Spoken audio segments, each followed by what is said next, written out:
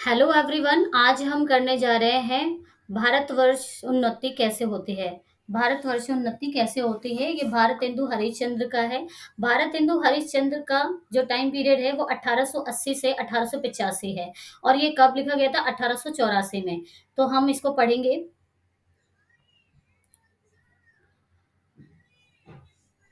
आज बड़े आनंद का दिन है कि छोटे से नगर बलिया में हम इतने मनुष्यों को एक बड़े उत्साह से एक स्थान पर देखते हैं।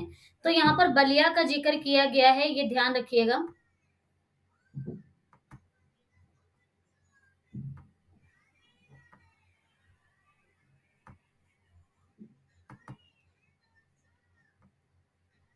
ये मैंने अंडरलाइन किया है, तो ये आप देख लीजिएगा कि आज बड़े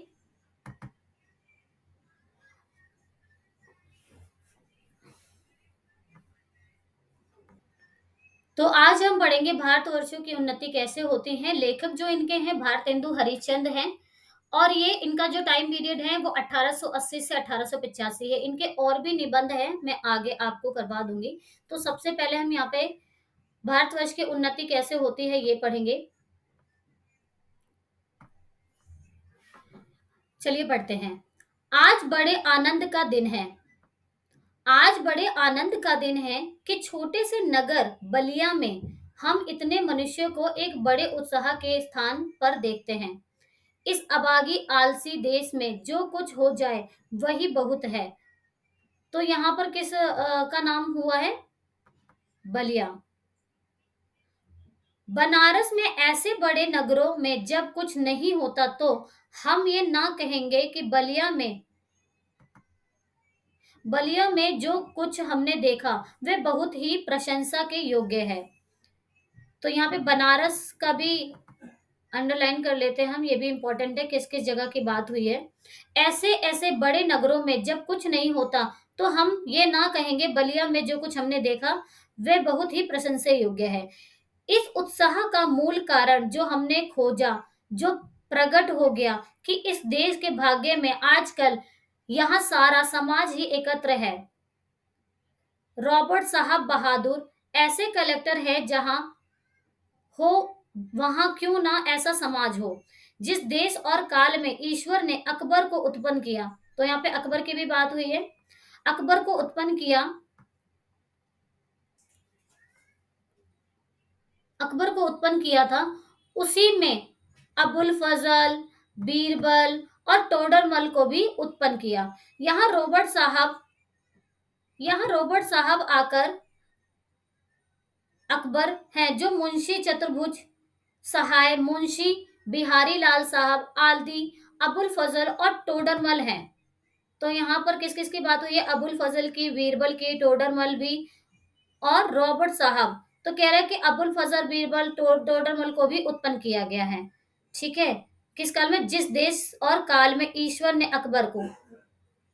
तो कौन कौन है? अबुल फजल, बीरबल, टोडरमल को उत्पन्न किया है। यहाँ रॉबर्ट साहब, अकबर और जो मुंशी चतुर्भुज सहाय, मुंशी बिहारी लाल साहब, आदि अबुल फजल और टोडरमल हैं। हमें हिंदुस्तानी लोग तो रेल की गाड़ी है, कह रहे हम हिंदुस्तानी के जो लोग हैं वो एक रेलगाड़ी है। यद्यपि फर्स्ट क्लास, सेकंड क्लास आदि गाड़ी बहुत अच्छी अच्छी और बड़े बड़े महसूल की इस ट्रेन में लगी हैं, पर बिना इंजन सब नहीं चल सकती। वैसे ही हिंदुस्तानी लोगों को कोई चलाने वाला हो तो ये क्या नहीं कर सकते। इनसे इतना कह दीजिए, कद चुप संधि का बलवाना, फिर देखिए हनुमान जी को अपना बल कैसे याद आता है। तो यहाँ पर आप देखिए कैसे बात की जा रही है कि जो हम हिंदुस्तानी लोग हैं वो रेल के डिब्बे की तरह हैं, और जिसका फर्स्ट क्लास, सेकंड क्लास आदि बहुत अच्छी अच्छी और बड़े महसूल इस ट्रेन की लगी हुई हैं। जो लेकिन क्या कह रहा है कि वो बिना इंजन के नहीं चल सकते। और यहाँ पर हनुमान जी की भी बात की गई हुई है, तो ये याद रखिएगा। ये सो बल कौन याद दिलावे, हिंदुस्तानी राजे महाराजे, नवाब, रईस या हकीम। यहाँ पे कह रहा है कि सो बल कौन याद दिलावे। इनका मतलब यहाँ पे की जा रही है कि सो बल आपको कौन याद दिला रहा है, कौन याद दिलाए तुम्हें। तो हिंदुस्तानी राजे महाराजे, नवाब, रईस या हकीम।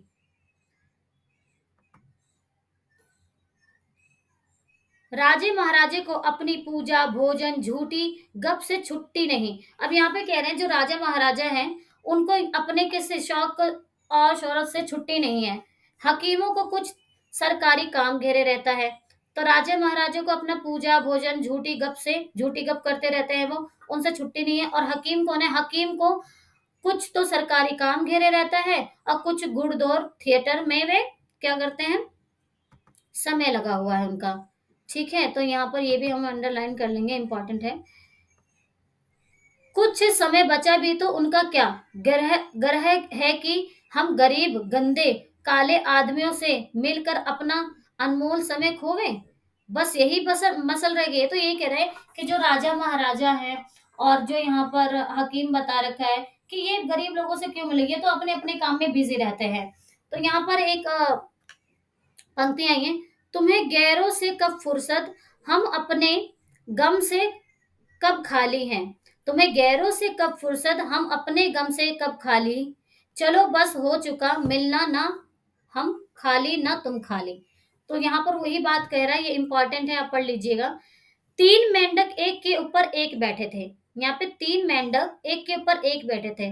ऊपर वाले ने कहा जोक शोक, बीच वाले ने कहा, बीच वाले ने क्या कहा, गमसम। सबके नीचे वाला पुकारा गए हम। तो याद रखिएगा, ये पूछ सकता है। तीन मेंढक एक के ऊपर एक बैठे थे। सबसे ऊपर वाले ने क्या कहा, जोक शोक। फिर बीच वाले ने कहा गमसम, जोक शोक गमसम। और फिर सबसे लास्ट वाले ने कहा, जो सबसे नीचे वाला था, तो उसने कहा गए हम। सो हिंदुस्तानी की प्रजा की दशा यही है, गए हम। तो यही बता रहा है कि जो हिंदुस्तानी की जो प्रजा है ना, यहाँ पर देखियो हिंदुस्तानियों को, उन जो वासियां है हिंदुस्तान के जो लोग हैं, उनको बताया गया है इस ऊपर वाले की पंक्ति के माध्यम से कि इसी तरीके से वह भी क्या है, उनकी जो दशा रह गई है वो ये लास्ट वाला जो है उसका बताया गया है कि गए हम। पहले भी जब आर्य लोग हिंदुस्तान में आकर बसे थे, राजा और ब्राह्मणों के जिम्मे यहाँ काम था कि देश में नाना प्रकार की विधा और नीति फैलावे, और जब भी ये लोग चाहे तो हिंदुस्तान प्रतिदिन क्या प्रतिछिन्न बढ़े।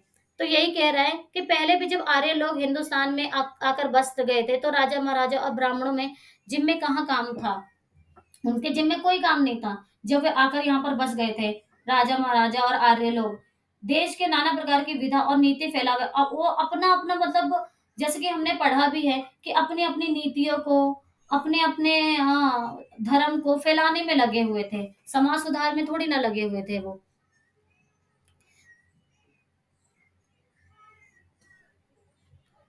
तो हिंदुस्तान प्रतिनिधि क्या प्रतिछिन्न बढ़े, पर ये इन्हीं लोगों को निकम्मे ने घेर रखा है।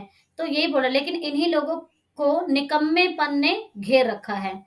बोधारो, अब यहाँ पे पंक्ति आ गई संस्कृत की। बोधारो मत्सरग्रस्त प्रभव समर दूषित।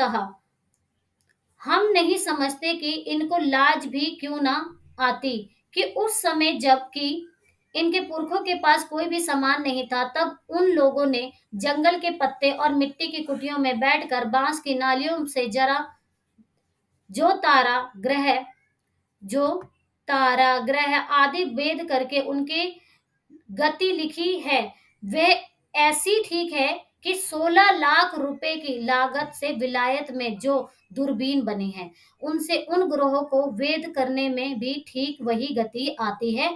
और जब आज इस काल में हम लोग की अंग्रेजी विधा के और जनता की उन्नति में लाखों पुस्तकें और हजारों यंत्र तैयार, जब लोग नीली चुंगी की कतार फेंकने की गाड़ी बन रहे हैं, ये समय ऐसा है कि उन्नति में।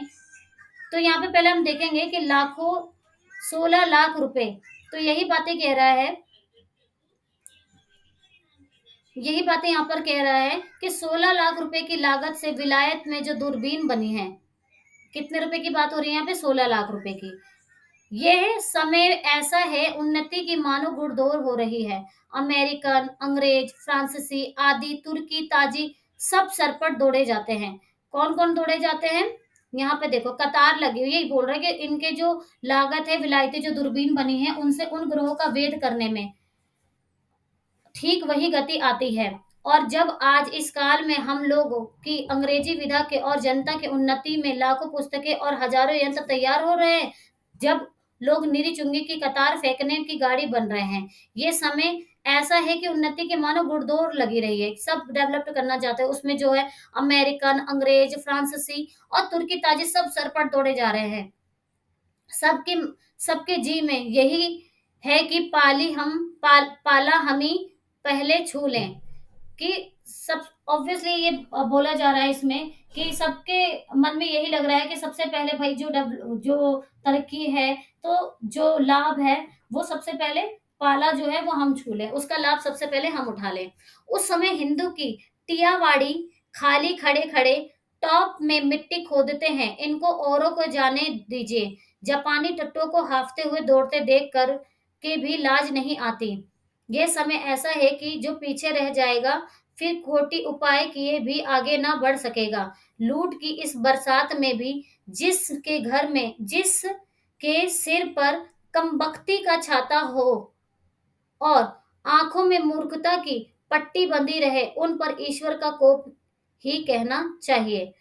अब यहाँ पर जो भारत में रह रहे हैं, उन भारतवासियों को ये बताया जा रहा है कि अगर तुम अपनी आंखों पे पर्दा रखोगे, आलस्य रखोगे, तो अब जो ये जो समय चल रहा है और नहीं जगोगे, तो अभी जो ये समय चल रहा है, फिर इसमें जितना भी लगाओगे ना आप, उससे उससे डेवलपमेंट नहीं हो पाएगा।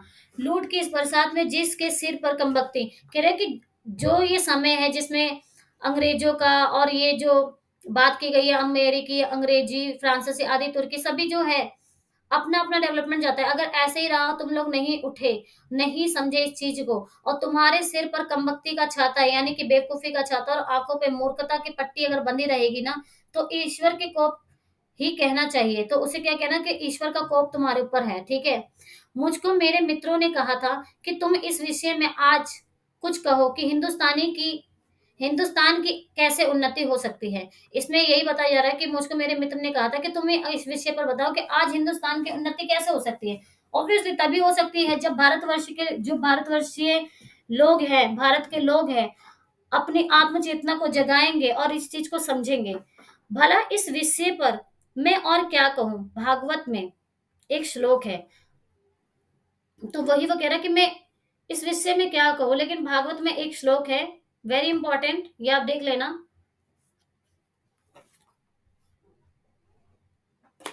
निर्देहमाघम सुलभम सुदुर्लभम पल्लवम सुकल्प गुरु कर्णधारम मयानुकुलेन तपः स्वतेरितम पुमान भवादि न तरे स आत्मः। भगवान कहते हैं कि पहले तो मनुष्य जन्म ही दुर्लभ से सो मिला। कह रहा कि भगवान कहते हैं कि पहले तो जो मनुष्य का जन्म ही दुर्लभ से मिला, और उस पर गुरु की कृपा और उस पर मेरी अनुकूलता, इतना समान पाकर भी मनुष्य इस संसार सागर के पार ना जाए, उसको आत्महत्यारा कहना चाहिए। तो इस पंक्ति का पूरा ट्रांसलेट यहाँ पर कर दिया गया है। कह रहा है कि भगवान कहते हैं कि पहले तो तुम्हें मनुष्य का जन्म ही जो है वो दुर्लभ से मिलता है, ठीक है। तो किसमें ये बात की गई है, भागवत में, ठीक है। कह रहे हैं कि भगवान कहते हैं कि पहले तो मनुष्य का जन्म ही सौभाग्य से मिलता है, ठीक है, और मिला भी, उसमें गुरु की कृपा भी तुम्हें दी गई है, उस पे मेरी अनुकूलता और मेरी उसमें अनुकूलता भी है। इतना सामान पाकर भी, इतना सब कुछ पाकर भी मनुष्य इस संसार सागर में अगर कुछ ना कर सके, तो उसमें उसे आत्महत्यारा कहना चाहिए। वही दशा इस हिंदुस्तान की है। तो कह रहे कि वही दशा क्या है, इस हिंदुस्तान की हो गई है।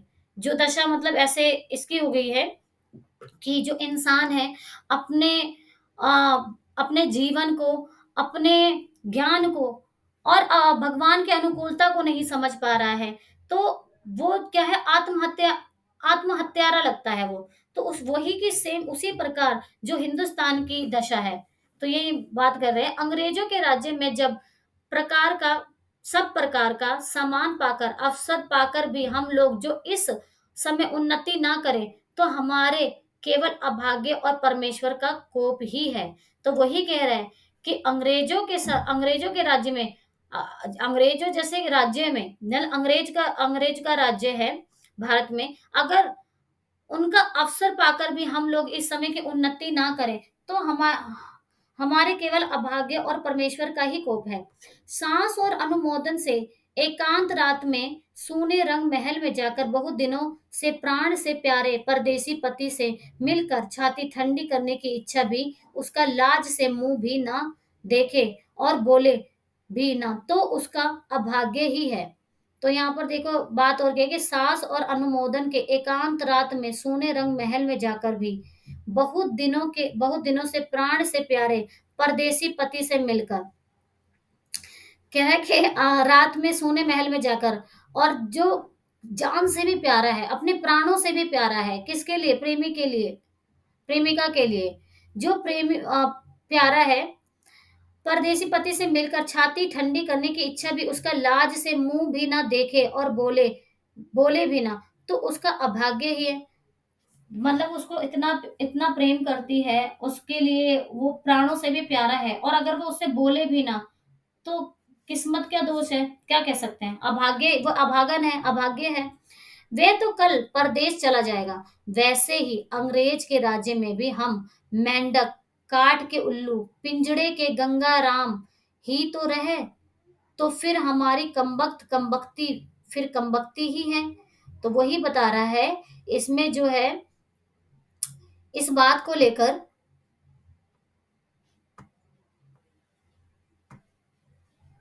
यहाँ बताया जा रहा है कि वैसे ही अंग्रेजों के राज्य में जो भी हम मेंढक काट के उल्लू पिंजड़े के गंगाराम ही तो हैं। कि मतलब यहाँ पे तुलना की जा रही है, किसकी तुलना की जा रही है? जो भारत के लोग हैं, जो भारत के वासी हैं, ठीक है, कैसे हैं? वैसे ही अंग्रेजों के राज्य में, किसके राज्य में? अंग्रेजों के राज्य में हम क्या है? मेंढक काट के उल्लू पिंजड़े के गंगाराम ही तो हैं, फिर हमारी कमबख्ती ही है। बहुत लोग ये कहेंगे कि हमको पेट के धंधे के मारे छुट्टी ही नहीं रहती, बाबा हम क्या उन्नति करें। तो कह रहे हैं कि अगर किसी से पूछा जाएगा कि, कह रहे हैं कि हम तो काम काज में फंसे रहते हैं, हम क्या उन्नति करेंगे, अगर उनको समझाया भी जाएगा तो ऐसे बहाने बनाते हैं, तुम्हारा पेट भरा है, तुमको दून की सूझती है। उसने एक हाथ से अपना पेट भरा, दूसरे हाथ से उन्नति के कांटों को साफ किया। कह रहा है कि उसने एक हाथ से अपना पेट भरा और दूसरे हाथ से डेवलपमेंट किया, उन्नति की। क्या इंग्लैंड में, यहाँ पे इंग्लैंड की भी बात हुई है, क्या इंग्लैंड में किसान के खेत वाले गाड़ीवान मजदूर कोचवान आदि नहीं है? तो वही बता रहा है कि अगर किसी से पूछा जाए तो कहेंगे कि हम तो भाई पेट काटने के लिए करे, तो उन्नति क्या करेंगे। तो वही बता रहे हैं कि क्या इंग्लैंड में नहीं है? इंग्लैंड में किसान खेत वाले गाड़ीवान मजदूर कोचवान आदि नहीं रहते क्या? किसी देश में भी सभी पेट भरे हुए नहीं होते, और किसी देश में भी सभी पेट भरे हुए नहीं होते, किंतु वे लोग जहाँ खेत जोतते बोते हैं, वहीं उसके साथ ये भी सोचते हैं कि ऐसी कौन नई कल व मसाल बनावे जिससे इस खेत में आगे से दून अनाज उपजे।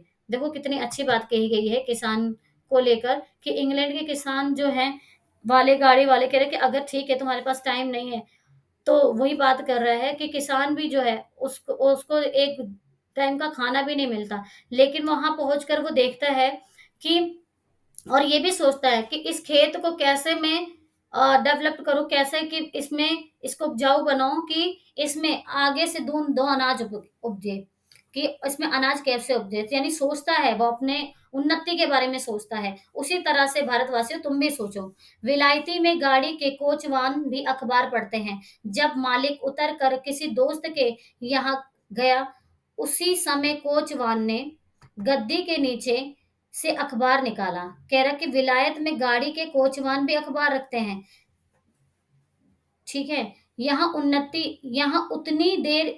उतनी देर कोचवान हुक्का पिएगा या करेगा। सो गप की निकम्मी, वहां के लोग गप ही में देश के प्रबंध छाटते हैं।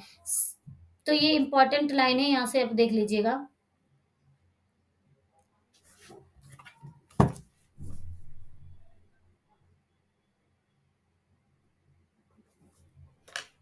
सिद्धांत ये है कि वहां के लोगों का ये सिद्धांत है कि एक छीन भी व्यर्थ ना जाए।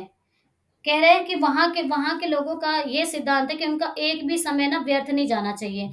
उसके बदले यहाँ के लोगों को जितना निकम्मापन हो उतना ही बड़ा अमीर समझा जाता है। कह रहे उसके मुकाबले कि यहाँ के लोगों को इंग्लैंड इंग्लैंड तो बहुत तरक्की कर रहा है, ये कर रहा है बाकी देश के, मतलब हमारे भारत के अकॉर्डिंग। लेकिन कह रहे कि सिद्धांत ये है कि वहां के लोगों का यहाँ का सिद्धांत छिन भी व्यर्थ ना जाए। उनका मतलब कि एक भी फालतू टाइम का है, उसके बदले यहाँ के लोगों को जितना निकम्मापन हो उतना ही अमीर समझा जाता है। आलस्य या इतनी बड़ी बढ़ गई कि मलुकदास ने दोहा ही बना डाला। कह रहे कि भारतवर्ष में आलस्य इतना बढ़ गया है कि जो मलुकदास जी हैं उन्होंने क्या कर दिया, उन्होंने दोहा ही लिख डाला।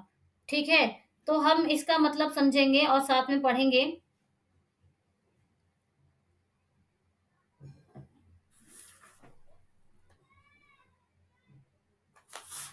तो क्या लिखा है, अजगर करे न चाकरी, पंछी करे न काम, दास मलुका कही गए, सबके दाता राम। या मैं ये लोकोक्ति जो एक प्रचलित कहावत है मलुकदास जी की, इसमें कह रहा है कि अजगर को किसी की नौकरी नहीं करनी होती और पक्षी को भी कोई काम नहीं करना होता। ईश्वर ही सबका पालनहार है।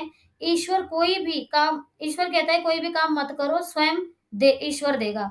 आलसी लोगों के लिए श्री मलुकदास जी ने, जो आलसी लोग हैं, श्री मलुकदास जी ने ये कथन बहुत ही प्रिय है, सॉरी बहुत ही फेमस है। तो जो आलसी लोग हैं उनके बारे में ये कथन मलुकदास जी ने कहा है। चारों ओर ये हम समझेंगे। चारों ओर आंख उठाकर देखिए तो बिना काम करने वालों की ही चारों ओर बढ़ती है रोजगार, कुछ भी नहीं है। अमीर मुसाहिबी, दल्लालों या अमीरों के नौजवान लड़कों को खराब करना या किसी की जमा मार लेना, इनके सिवा बतलाइए और कौन रोजगार है जिससे कुछ रुपया मिले। ये बता रहा है कि चारों ओर आंख उठाकर देखिए तो बिना काम करने वाले ही चारों तरफ आपको जनसंख्या ना बढ़ती मिलेगी। रोजगार कहीं कुछ भी नहीं है, और जो रोजगार वगैरह है वो भी कुछ भी नहीं है। अमीरों की मुहासबी, दलालों की या अमीरों के नौजवान लड़कों का खराब करना या किसी की जमा मार लेना, इनके सिवा बतलाइए और कौन रोजगार है। कि मतलब ये सब जो है ये काम करते हैं। तो कह रहे कि इसके सिवा और क्या है। चारों ओर दरिद्रता की आग लगी हुई है। किसी ने बहुत बहुत ठीक कहा है कि दरिद्र कुटुंबी इस तरह अपनी इज्जत को बेचता फिरता है जैसे लाजवंती फुटे कपड़ों में अपने अंग को छिपाए जाती है। यहाँ पे दरिद्रता की बात की गई है, आर्थिक व्यवस्था की बात की गई है कि, और यहाँ पर गरीबी को दिखाया गया है कि वही दशा हमारे हिंदुस्तान की है। मुर्दमशुमारी का मतलब होता है जनगणना करना। मुर्दमशुमारी का रिपोर्ट देखने से स्पष्ट होता है कि मनुष्य दिन दिन यहाँ बढ़ते जाते हैं और रुपया दिन दिन कमती होता जाता है। यानी कि मनुष्य बढ़ता जा रहा है और जो पैसा है, जॉब है, वो बहुत कम होती जा रही है। सो अब बिना ऐसा उपाय किए काम नहीं चलेगा कि रुपया भी बढ़े और वह रुपया बिना बुद्धि के ना बढ़ेगा। कह रहा है कि रुपया तो बढ़ेगा लेकिन बिना बुद्धि के नहीं बढ़ेगा। भाइयों, राजा महाराजाओं का मुंह मत देखो, ये आशा रखो कि पंडित जी कथा में ऐसे उपाय बतलाएंगे कि देश का रुपया और बुद्धि बढ़े। कह रहा है कि तुम इन सब की उम्मीद मत करो दे कि पंडित लोग जो हैं वो कोई उपाय बताएंगे कि देश की उन्नति कैसे होगी। उन पर मतलब ऐसे नहीं कि कोई कथा सुनाएंगे। तुम आप ही कमर कसो और तुम लोग क्या करो, अपने कमर कसो। जब तक तुम लोग नहीं समझोगे तब तक देश की उन्नति कुछ नहीं होगी। पंडित जी के सुझाव देने से कुछ नहीं होगा जब तक आप नहीं सोचेंगे। तो यही बात कह रहा है, आलस छोड़ो, कब तक अपने को जंगली हूस मूर्ख बोधे डरपोक पुकारोगे। दौड़ो इस गुड़ दौड़ में, जो पीछे पड़े तो फिर कहीं ठिकाना नहीं है। कह रहे हैं कि आप दौड़ो और लगातार दौड़ो जब तक सफलता ना मिल जाए। अगर पीछे मुड़कर देखोगे तो कोई ठिकाना नहीं होगा। तो यहाँ पर बात होती है, फिर कब कब राम जनकपुर हैं। Very important. फिर कब कब राम जनकपुर हैं। अब की जो पीछे पड़े तो रसातल ही पहुंचाओगे।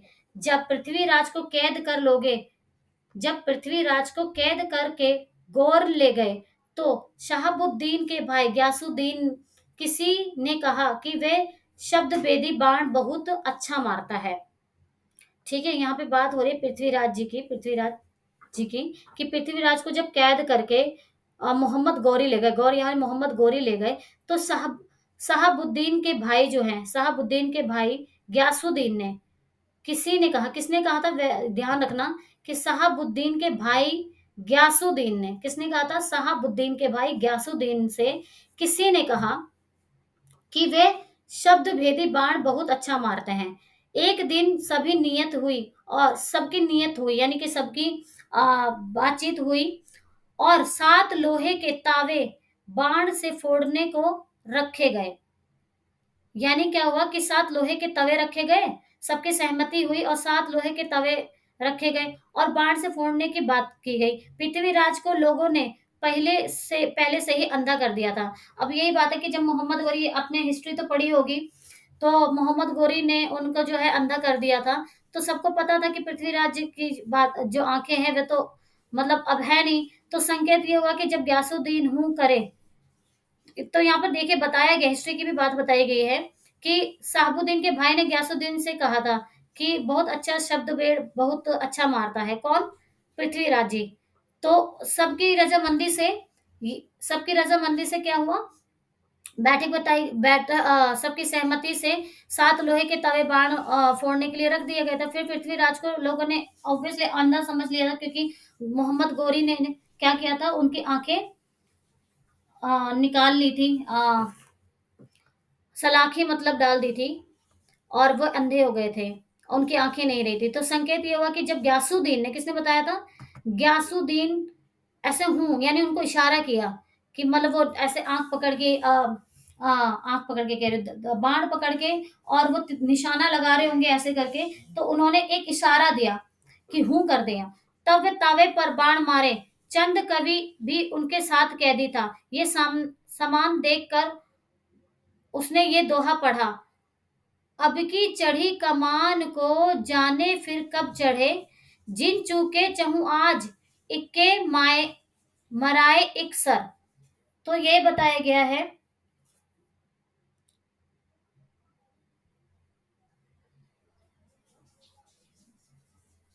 इसमें बात की गई है कि अब की चढ़ी कमान को जाने की कब चढ़े, जिन चूके चहु आज इक्के मारिए एक सर। यानी कि उन्होंने संकेत दिया ये पंक्ति बोलकर, कि उस संकेत समझकर ग्यासुद्दीन ने हूं किया, तो पृथ्वीराज ने उसी को बाण मार दिया। किसको? मोहम्मद गोरी को। ठीक है, तो उन्होंने मतलब इशारा दिया उसको, पहले बाण तो मारा उस पे, किस पे मारा, जो लोहे के वो रखे हुए थे, तवे रखे हुए थे, और दूसरा दूसरा किसको मारा, ये पंक्ति पढ़कर, किसने पढ़ा था, चंद कवि भी उसके साथ कैदी था। ये सामान देखकर उसने हूं कहा, उसने ये दोहा पढ़ा, अब की चढ़ी कमान को जाने फिर कब चढ़े, जिन चूके चहु आज इक्के मराए एक सर। यानी वो बता रहे हैं कि ये संकेत समझ कर जब ग्यासुद्दीन ने हूं किया, तब पृथ्वीराज समझ गए था बाढ़ कहाँ चलाना है। तो अब है अब की चढ़ी, इस समय से सरकार, मतलब वही बता रहे पहले कि, तो फिर मोहम्मद गोरी को मार दिया दूसरे बाढ़ से, फिर अब की चढ़ी यहाँ पे बता रहा है, वही बात अब है कि अब की चढ़ी इस समय में सरकार का राज्य पाकर और उन्नति का इतना सामान पाकर भी तुम लोग अपने को ना सुधारो, तो तुम ही रहो, और वही सुधारना भी ऐसा होना चाहिए कि सब बात में उन्नति हो, धर्म में, घर में, धर्म में हो, कर्म घर में हो, घर के काम में हो, बाहर के काम में, रोजगार में, शिष्टाचार में, चलन में, शरीर में, बल में, समाज में, युवा में, वृद्धि में, स्त्री में, पुरुष में, अमीर में, गरीब में, भारतवर्ष की सब आस्था, सब जाति, सब देश में उन्नति करो। तो बता रहा है कि हर सब में उन्नति होनी चाहिए। सब ऐसी बातें को छोड़ो जो तुम्हारे पथ के कंटक हो। कह रहे कि सब ऐसी बातें, ऐसा काम छोड़ जो तुम्हारे रास्ते में कांटा हो। चाहे तुम्हें लोग निकम्मा कहें या नंगा कहें, क्रिस्तान कहें या भ्रष्ट कहें।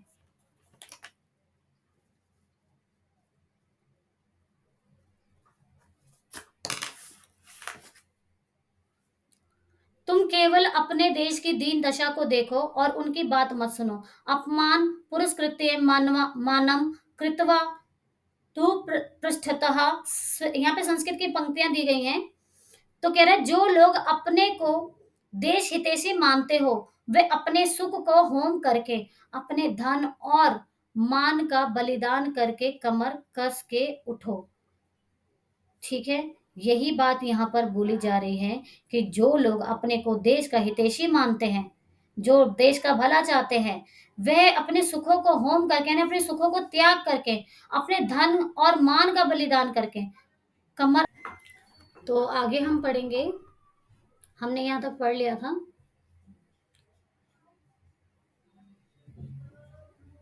हम इससे बढ़कर क्या कहें कि जैसे तुम्हारे घर में कोई पुरुष व्यभिचारी करे आवे, तो जिस क्रोध से उसे पकड़कर मारोगे, जहां तक तुम्हारे में शक्ति होगी उतना सत्यानाश करोगे। उसी तरह से इस समय जो जो बातें तुम्हारे उन्नति पथ का काटा हो, उनकी जड़ खोद कर फेंक दो।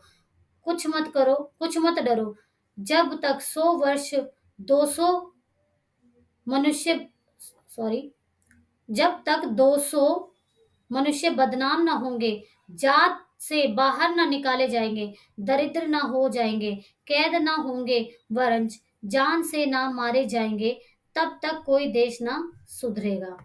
तो यहाँ पे देश को सुधारने की बात हो रही है। आगे हम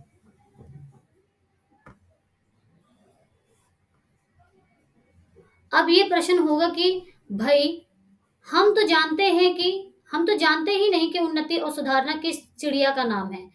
बताया जा रहा है कि यहाँ पे ऊपर तो देश सुधारने की बात हो रही है। तो अब ये क्वेश्चन पूछा, मतलब अगर आप किसी से बोलोगे देश की उन्नति के लिए, तो कह रहे हम तो ये जानते, भाई कई लोग कहेंगे हम तो ये जानते ही नहीं है कि उन्नति सुधारना किस चिड़िया का नाम है, किसको अच्छा समझे, क्या लें क्या छोड़ें। तो कुछ बातें तो शीघ्रता से मेरे ध्यान में आती हैं, उनको मैं कहता हूँ सुनो।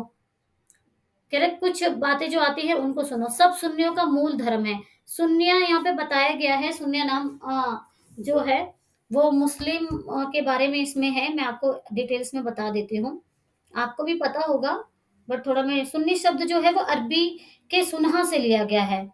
ठीक है, अरबी के सुनहा अरबी से आया है, जिसका अर्थ है पैगंबर मोहम्मद की बातें और कर्म या उनके आदर्श। सामान्य अर्थों में सुन्नी पवित्र ईस्ट संदेशता मोहम्मद शाह के इस दुनिया से पर्दा करने के बाद पश्चात जिन लोगों ने मोहम्मद शाह द्वारा बताए गए नियमों का पालन और उन्हीं के बताए रास्ते पर आगे बढ़े, और वो सुन्नी कहलाए। तो यहाँ पर सुन्नी का मतलब मैंने आपको बता दिया कि सब सुन्नियों का मूल धर्म है। ठीक है, इससे सबसे पहले धर्म की ही उन्नति करनी उचित है। कह रहे सुन्नी मानते हैं कि उनका धर्म मूल धर्म है, उनका सबसे पहला काम क्या है, मूल धर्म है। तो सबसे पहले हमें धर्म की उन्नति करनी चाहिए, उचित होगी। देखो अंग्रेजों की धर्म नीति राजनीति परस्पर मिली मिली है, इससे उनके दिन दिन कैसी उन्नति होती है। तो वो एग्जाम्पल दे रहा है कि देखो अंग्रेजों की धर्म नीति कितनी अच्छी है, राजनीति परस्पर मिली है, इसलिए उनके दिन दिन कैसे उन्नति होती जा रही है, दिन पे दिन उन्नति होती जा रही है। उनको जाने दो। अपने ही यहाँ देखो, तुम्हारे धर्म की आड़ में नाना प्रकार की नीति, समाज गठन, वैद्य आदि भरे हुए हैं। दो एक मिसाल सुनो, तुम्हारा बलिया का मेला। अब देखो कह रहा है कि अंग्रेजों की जो धर्म नीति है उससे तो वो मतलब अपनी उन्नति करते जा रहे हैं, और कह रहे तुम्हारे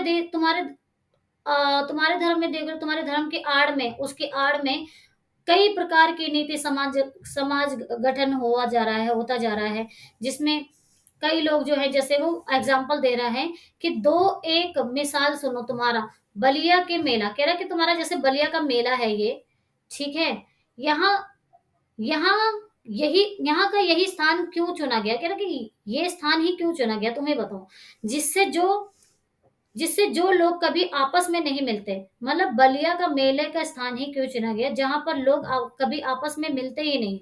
10-10 5-5 कोस से ले लोग एक जगह एकत्र होकर आपस में मिले हैं। कह रहे इतनी दूर दूर से लोग आए हैं बलिया के मेले में, जो 10-10 कोसों से दूर हैं। एक दूसरे का सुख दुख जाने, गृहस्थी के काम की वे चीजें जो गांव में नहीं मिलती वो यहाँ से ले जाएं। कह रहे गृहस्थी गृहस्थी में जो काम की चीजें हैं जो वहां उनको नहीं मिलती वो यहाँ से ले जाएं। अब इसमें देखो फेस्टिवल की बातें आई। एक दशी का व्रत क्यों रखा गया है, तो ये लाइन वाइज याद रखना, क्रम में भी पूछा जा सकता है। और त्योहारों के नाम भी पूछे जा सकते हैं कि भारतेंदु वर्ष के ऊपर उन्नति कैसे होगी, भारतवर्ष की उन्नति कैसे होगी, उसमें कौन कौन से फेस्टिवल के नाम आए हैं। तो एकादशी का व्रत क्यों रखा है, जिसमें महीने में दो एक उपवास शरीर शुद्ध हो जाए। कह रहे कि एकादशी को क्यों व्रत रखा गया, इसलिए रखा है कि महीने 2 महीने में एक दो बार जो है, जिसमें महीने में दो एक उपवास से शरीर शुद्ध हो जाए। कह रहे हैं कि महीने में अगर एक दो उपवास आप रख लोगे तो उससे जो क्या होगा, हमारा शरीर शुद्ध हो जाएगा। गंगा जी नहाने जाते हैं तो पहले पानी सिर पर चढ़ा कर तब पैर डालने का विधान क्यों है। कह रहे कि जब हम गंगा जी नहाते हैं तो पहले पानी सिर पर ऐसे ऐसे करते हैं, लेते हैं ना गंगा जल और ऐसे करते हैं, उसका विधान उसकी रीति परंपरा ऐसे क्यों है, जिससे तलुए से गर्मी सिर पर चढ़कर विकार ना उत्पन्न करें। क्या कह रहा है कि जैसे तलवे की जो हमारी शोल है वो गर्मी हमारे सिर पर चढ़कर विकार ना उत्पन्न करे, यानी कि विकार यहाँ पे नेगेटिव वर्ड है, विकार ना उत्पन्न करे। दिवाली इसी हेतु के कि इसी बहाने साल भर से एक बार दो सफाई हो जाए। होली इसी हेतु कह रहे कि दिवाली और इसलिए होता है कि साल भर में अच्छे से सफाई हो जाए। होली इस हेतु, होली इसलिए मनाई जाती, बसंत की बिगड़ी हवा स्थान पर अग्नि जलने से स्वेच्छा हो जाए, स्वच्छ हो जाए। कह रहा है कि जो भी बसंत की बिगड़ी हवा स्थान नेगेटिव एनवायरनमेंट है वो सब होली का जब वो जलती है तो उससे जो है वातावरण जो है वो स्वच्छ हो जाए। यही त्योहार त्योहार यानी फेस्टिवल ही तुम्हारी म्यूनसिपॉलिटी है। कह रहे यही त्योहार तुम्हारी म्यूनसिपॉलिटी है। ऐसे ही सब पर्व सब तीर्थ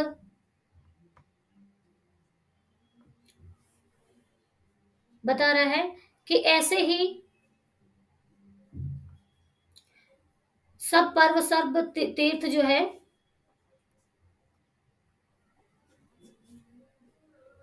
एक सेकंड रुकिएगा,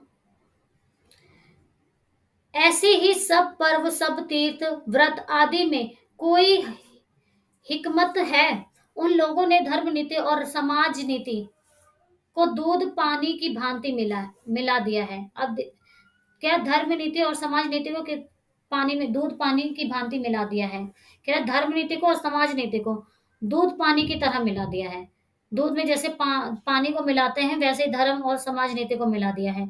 खराबी जो बीच में हुई वह यह है कि उन लोगों ने ये धर्म क्यों मानने लिखे थे, इसका लोगों ने मतलब नहीं समझा और इन बातों को वास्तविक धर्म मान लिया।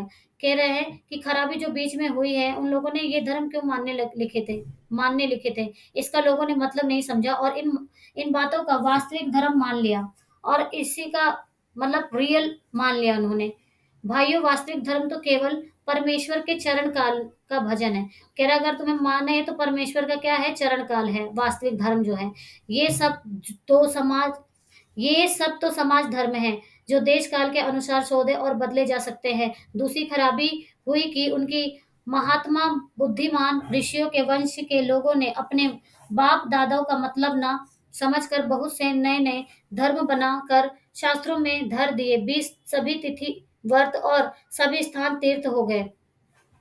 कह रहे हैं कि यहाँ पर जो धर्म के लोग हैं वो कई सारे जो तीर्थ व्रत रखो और धर्म की बातें कर करके जो है ना उन्होंने उन्होंने क्या किया है, धर्म धर्म बनाकर शास्त्रों में धर दिए हैं। बस तिथि व्रत और सभी स्थान तीर्थ हो गए हैं, बाकी और कुछ नहीं रहा। सो इन दिनों बातों का आप एक बार आंख खोल कर देखें और समझ लीजिए कि फलानी बात उन बुद्धियों ऋषियों ने क्यों बनाई और उनमें देश और काल के अनुकूल और उपकारी हो उनका ग्रहण कीजिए। बताया गया कि फलानी बात इसलिए बनाई है कि जो बनाई है तो कुछ सोच समझ कर बनाई होगी और उसका अनुकूल कीजिए अपने जीवन में और उसको ग्रहण कीजिए। बहुत सी बातें जो समाज के विरुद्ध मानी जाती हैं, किंतु धर्मशास्त्रों में जिनका विधान है, उनको मत चलाइए।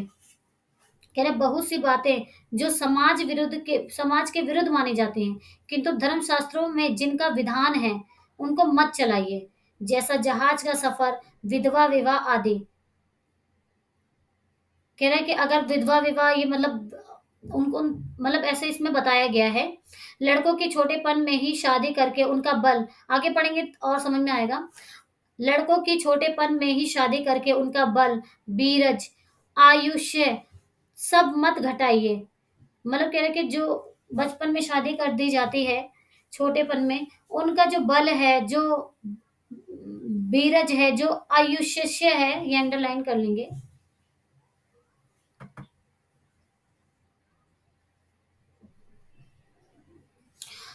आप उनके माँ बाप हैं। कह रहे कि वो सब मत घटाइए उनकी योग्यता को।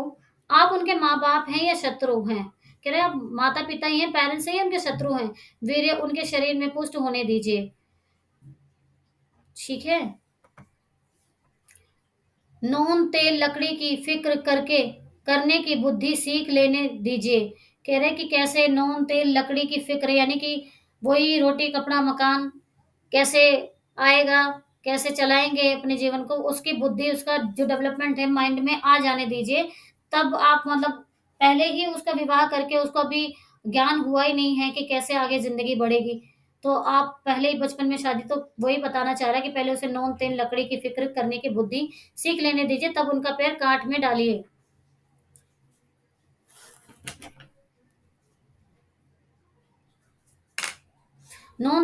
फिर यहाँ पे पढ़ेंगे, कुलीन प्रथा, बहु विवाह आदि को पूरा दूर कर दीजिए। कुलीन प्रथा जो है और बहु विवाह आदि को दूर कीजिए। लड़कियों को भी पढ़ाइए, किंतु इस चाल में नहीं जैसे आजकल पढ़ाई जाती है, जिसे उपकार के बदले बुराई होती है। ऐसी चाल से उनको शिक्षा दीजिए कि वे अपना देश और कुल धर्म सीखें, पति की भक्ति करें और लड़कों को सहज से शिक्षा दें। वैष्णव शास्त्र इत्यादि नाना प्रकार के लोग आपस में बैर छोड़ दें। ये समय इन झगड़ों का नहीं। हिंदू जैन मुसलमानों कह रहे हैं कि लड़कियों को भी पढ़ाइए, उनको तरक्की करने दीजिए, जिससे वे पति की भी सेवा करे, देश को भी आगे बढ़ाए। और हिंदू जैन मुसलमान सब आपस में मिलिए, सब आपस में मिलिए। जाति में कोई चाहे ऊंचा हो चाहे नीचा हो, सबका आदर कीजिए। जो जिस योग्य हो उसे वैसा मानिए। मानिए छोटी जाति के लोगों का तिरस्कार करके, छोटी जाति का तिरस्कार करके उनको जी मत तोड़िए, उनका दुखी मत कीजिए। लोगों को आपस में मिलाइए। मुसलमान भाइयों को भी उचित है कि इस हिंदुस्तान में बस कर वे लोग हिंदुस्तान को नीचा समझना छोड़ दें। अब यहाँ पे मुसलमानों को भी कहा गया है कि मुसलमान भाइयों को भी उचित ये समझना जरूरी है कि हिंदुस्तान में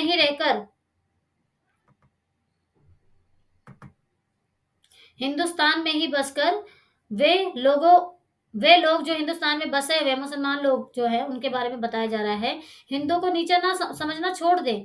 ठीक भाइयों की तरह हिंदुओं के बर्ताव करें, भाई भाई बनकर रहें। ऐसी बात जो हिंदुओं को जी दुखाने वाली हो, वो ना करें। घर में आग लगे, सब जिठानी घरानी को आपस का डाह छोड़कर एक साथ वे आग बुझानी चाहिए।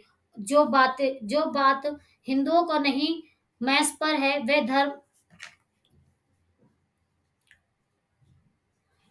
धर्म के प्रभाव मुसलमानों को सहज प्राप्त है। क्या ये बातें कह रहे हैं कि जो बात मनुष्य का नहीं मैसर है, वे धर्म के प्रभाव से मुसलमानों को सहज प्राप्त है। उनके जाति नहीं, खाने पीने में चौका चूल्हा नहीं, विलायत जाने में रोक टोक नहीं। फिर भी बड़े ही सोच की बात है कि मुसलमानों ने अभी तक अपनी दशा कुछ नहीं सुधारी। बात बताई जा रही है कि मुझे मुसलमान है, उन्होंने अभी तक ना अपनी दशा नहीं सुधारी है। अभी तक बहुतों को यही ज्ञात है कि दिल्ली यहाँ पे देखिए शहर का नाम भी है, दिल्ली लखनऊ की बादशाहत कायम है।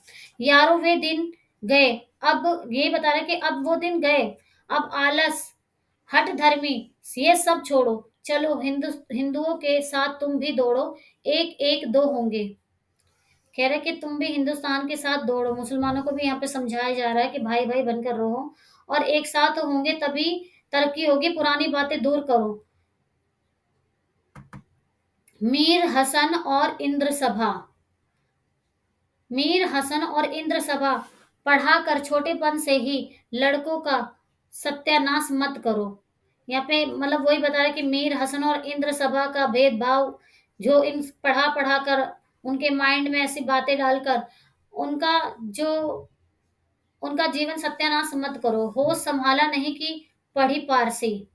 कह रहे होश जैसे संभाले, उनको सिखाना शुरू कर दिया भाई, हिंदू मुस्लिम सिख ईसाई ये सारा मतलब स्टार्ट कर दिया उसके दिमाग में नेगेटिव नेगेटिव भरना। तो ऐसा मत भरो, उसको ज्ञान की बातें सिखाओ, एकजुट मिलकर रहना सिखाओ, तभी वह आगे बढ़ पाएगा।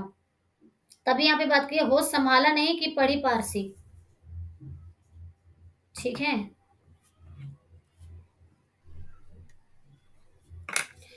चुस्त कपड़ा पहनना और गजल गुनगुनाए, शौक तिल्फी से मुझे गुल की जो दीदार कहा था, शौक तिल्फी से मुझे गुल की जो दीदार कहा था, ना किया हमने गुलिस्तां का सबक याद कभी। तो इस पंक्ति का अर्थ मैं आपको बता देती हूँ, एक बार आप इसको पढ़िए और सबको समझ में आ रहा है ना, एक बार आप देख लीजिएगा।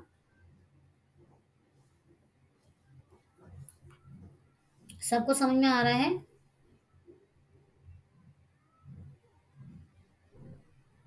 तो इसका मतलब है, मुझे आशा थी कि कोई मुझे फूल देगा, शौक तिल्फी से मुझे गुल की जो दीदार का था। यानी इसमें बताया गया शौक तिल्फी से मुझे गुल की जो दीदार का था, इसमें मुझे आशा थी कि मुझे कोई फूल देगा, इस कारण से मैंने कभी गुलिस्तान यानी गुलिस्तान बगीचे में, गुलिस्तान का मतलब होता है बगीचे के बारे में ना जानने का प्रयास किया ही नहीं। तो शौक तिल्फी से मुझे गुल की जो दीदार का था, ना किया हमने गुलिस्तान का सबक याद कभी। कह रहा है कि मुझे लगा कि मुझे कोई क्या है फूल देगा, ये कारण, इस कारण से हमने कभी गुलिस्तान बगीचे के बारे में जानने का प्रयास ही नहीं किया। भला सोचो कि इस हालत में बड़े होने पर वे लड़के क्यों ना बिगड़ेंगे। अपने लड़कों को ऐसी किताबें छूने भी मत दो, अच्छे से अच्छी उनको तालीम दो, तालीम समझिए शिक्षा से शिक्षा दो। पेंशन और वजीफे या नौकरी का भरोसा छोड़ो। अब यहाँ पे कह रहा है कि पेंशन और वजीफे का भरोसा छोड़ो, लड़कों को रोजगार सिखलाओ, विलायत भेजो, विलायत भेजो, छोटेपन से मेहनत करने की आदत दिलाओ, सौ महलों से लड़ लाड प्यार दुनिया से बेखबर रहने की राह मत दिखलाओ।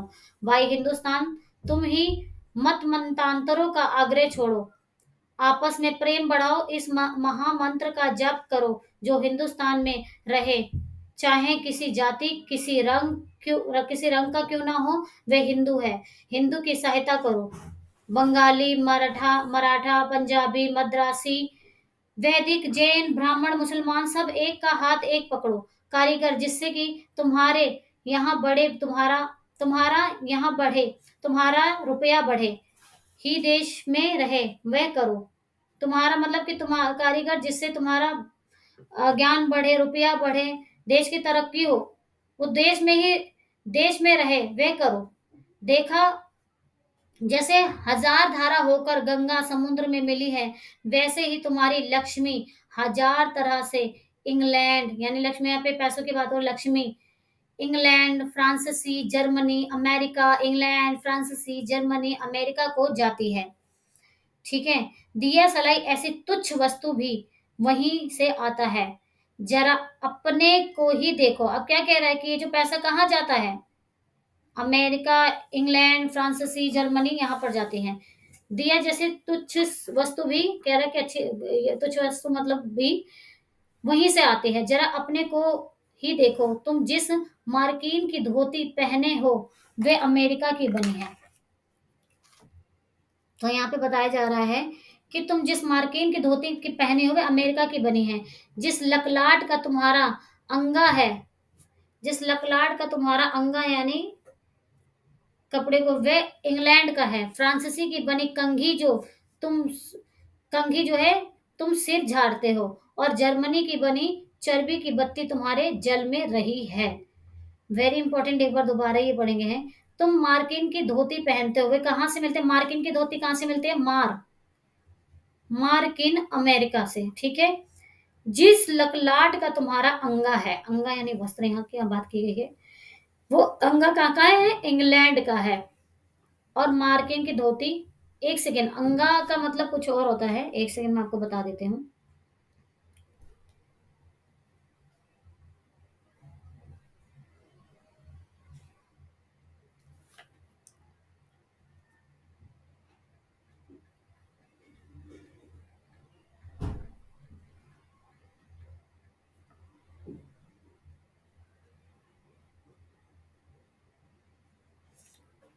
अंग रखा, वही वही, हाँ सही बताया मैंने आपको।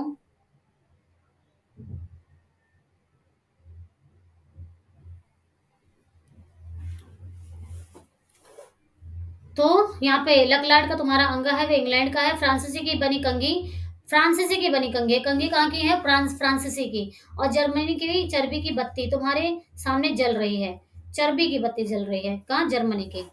और कंघा कहाँ का है? फ्रांसीसी का, ठीक है। और लकलाट तुम्हारा अंगा है इंग्लैंड का। और मार्किन की धोती जो बताई थी वो कहाँ की थी? अमेरिका की, ठीक है।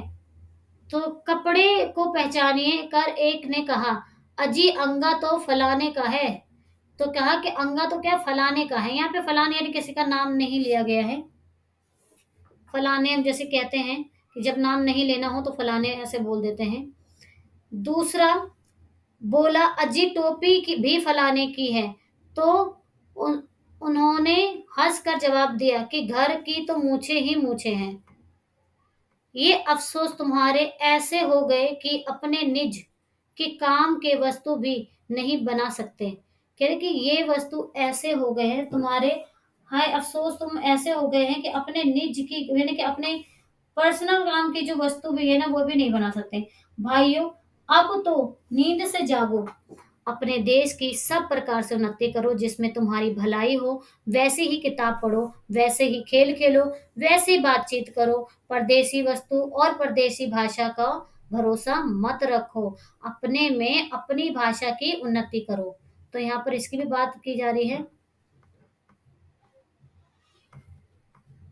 तो ये ये हमारा खत्म हो गया है। इतना था। आगे मैं आपको और करवा देती हूँ कि जो भारतेंदु हैं उनके और निबंध क्या हैं। तो मैं आपको एक कोडिंग बता देती हूँ, पहले आपको नाम बता देती हूँ कि कौन कौन से इनके रचना है, निबंध हैं।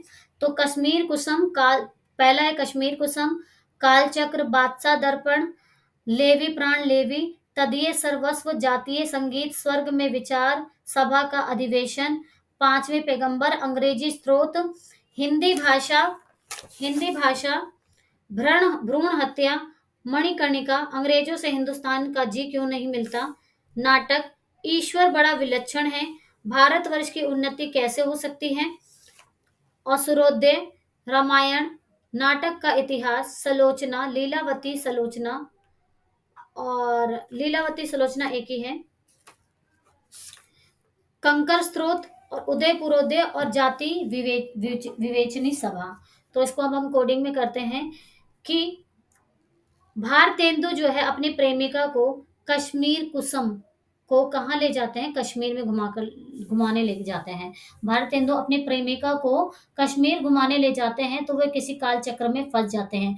जब वे कश्मीर जाते हैं और काल चक्र में फंस जाते हैं तो उन दोनों को पकड़कर दिल्ली जो बादशाह है वो दिल्ली दर्पण में ले जाते हैं, और वहां फिर पूछते हैं, तेरे प्राण ले लूं, यानी लेवी प्राण लेवी, तू ही बता तेरा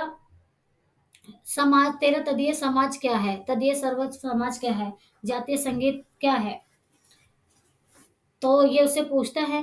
फिर क्या होता है कि स्वर्ग में एक विचार सभा होती है, इंद्र जी स्वर्ग में विचार सभा करते हैं। जब विचार सभा करते हैं तो वहां पर पांचवें पैगंबर को बुलाया जाता है। अंग्रेजी फिर वो क्या करते हैं, रेफरेंस में क्या करते हैं, अंग्रेजी स्रोत को पढ़ते हैं, वैष्णव और भारतवर्ष को देखते हैं, और फिर थोड़ी सी हिंदी भाषा को देखकर हिंदी भाषा को भी देखते हैं, और कहते हैं कि भारत में भ्रूण हत्या होती है, कहाँ होती है, मणिकर्णिका के घाट पर होती है। भारत में भ्रूण हत्या होती है, कहाँ होती है, मणिकर्णिका के घाट पर होती है। इसीलिए अंग्रेजों का भारतवासियों से हिंदुओं से जी नहीं मिलता, अंग्रेजों से हिंदुस्तानी का जी नहीं मिलता, ऐसे कर लेंगे हम। ठीक है, क्योंकि जो अंग्रेज है वो नाटक करते हैं, नाटक का इतिहास लिखते हैं। ईश्वर बड़ा विलक्षणी है, तुम्हें बताओ भारतवर्ष की उन्नति कैसे होगी। तो ये सारे निबंध थे। सेकंड पॉइंट में हम करेंगे सूर्योदय। रामायण में जब सूर्योदय होता है तो जो लीलावती और सुलोचना होती है, सुलोचना और लीलावती कंकड़ के स्रोत में वेदनाथ की यात्रा करने चली जाती हैं।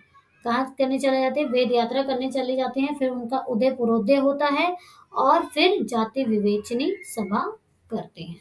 तो आज का हमारा ये खत्म हुआ। अगले वीडियो में हम नेक्स्ट पढ़ेंगे।